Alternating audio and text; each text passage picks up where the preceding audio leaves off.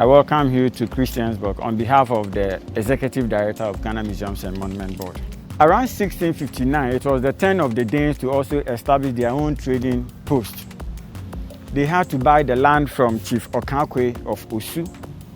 The Danes paid 3,200 gold florins in order to have access to build.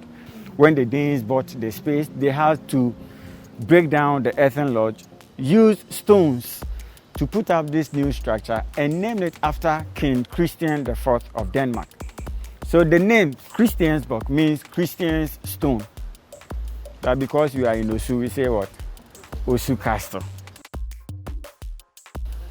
Now, around 1693, as part of the trading activities that happened here, a Ghanaian by name Asimeni from Akwamu managed to defeat the Danes of Christiansborg.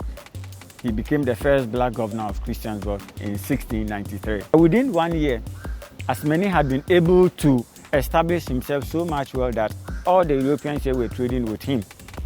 So it was rather through a negotiation he agreed to sell the castle back to the Danes. The Danes paid 50 marks of gold.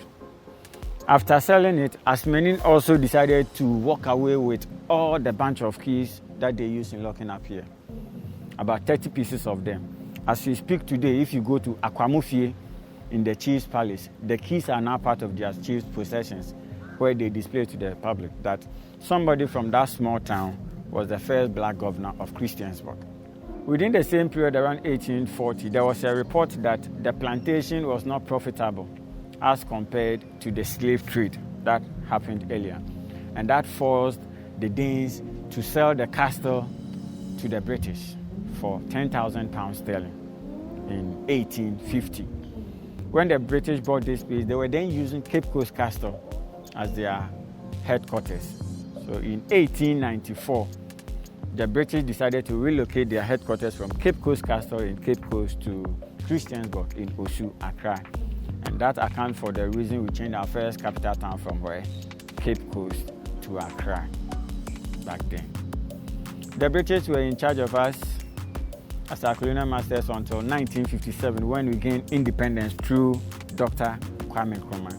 Now, because of the safety of this area, this is where Dr. Kwame Nkrumah also decided to stay. Dr. Kwame Nkrumah used here as his presidential palace. The late His Excellency Flight Lieutenant Jerry John Rawlings, for 19 years, this was his presidential palace. His Excellency John Ajakum Kufuor as well, he used here sparingly, sometimes within the week, and then he'll go to his home as well. In 2008, after the election, this is where Professor John Evans Atamus of Blessed Memory also decided to use as his office. So he was here until that fateful day when it happened. In 2014, because the Jubilee House was ready, former President Mahama decided to relocate the presidency to the Jubilee House.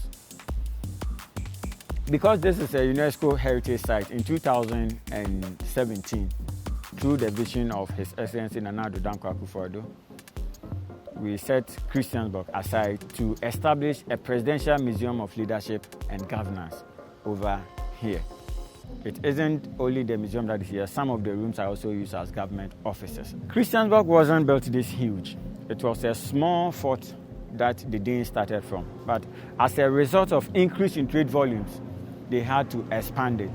And at every point where the expansion took place, a date was written. Where we are currently happens to be the market square or the courtyard during the trading era. Depending on what was kept here, you could have a storeroom or a dungeon. If it is barrels of whiskey, gunpowder, textiles that are stored here, then you have a storeroom. If it is human beings in shackles, chained to the walls over here too, then you have a dungeon. During the peak of the trade, you could have as much as 60 to 50 or 50 to 60 people here. This is our presidential walkway. This is where ambassadors, presidents, when they come for state visit, this is where they will walk through to be received by the president at the Credential Hall, which is a room upstairs. The middle part of this staircase is blocked because it was only president, governors, and ambassadors that uses the middle part. That's the Osu Lagoon, and there's a newly constructed landing site for the fisher folk over there. I think they finished about 2 weeks ago. They are not done yet. Welcome to the bedroom of Queen Elizabeth II, the Queen of England, in 1961 when she came to Ghana. This is the bed and the wardrobe that was prepared or made for her. This same bed and room with the wardrobe was also used by Prince Charles, the Prince of Wales, in 1977. But this is St. Francis Xavier Catholic Church. Right from 1950, we started expanding the castle to what we have, the new castle. Wherever we visited is part of the old castle. From 1957, the new castle was added or expanded. That is where you have the office for the president, the vice president, and some of the ministers. This was their office. But the late First Lieutenant Jerry John Rawlings decided to use this place as his office.